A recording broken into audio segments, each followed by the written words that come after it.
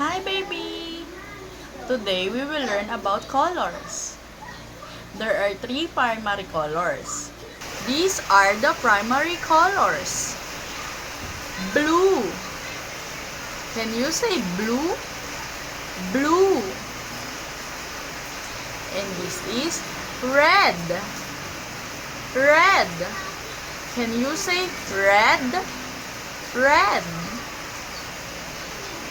Yellow. Yellow. Can you say yellow? Yellow. The first color is blue. Can you say blue? Blue. Can you give an example of the things that are color blue? These are some of the things that are color blue. Blue hat. Blue berry. Blue cloth. Can you find the things that are color blue inside your house?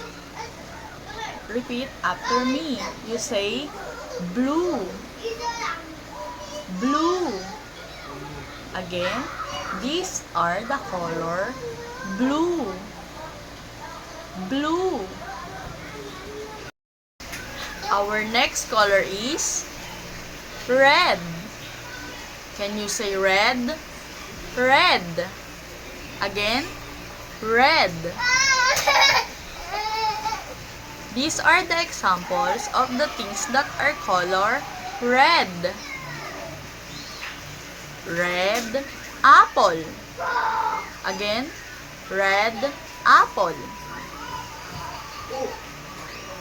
Red strawberries. Red strawberry. Red tomato. Red tomato. You give an example of the things that are color red. Find inside your house. These are the things that are color red. Red. Can you say red? Red. Our next color is yellow. Again, yellow. These are the things that are color yellow. Yellow banana. Yellow banana. Yellow pineapple. Yellow pineapple. What else? What are the things that are color yellow inside your house? Yellow bus. Yellow bus. These are the things that are color yellow.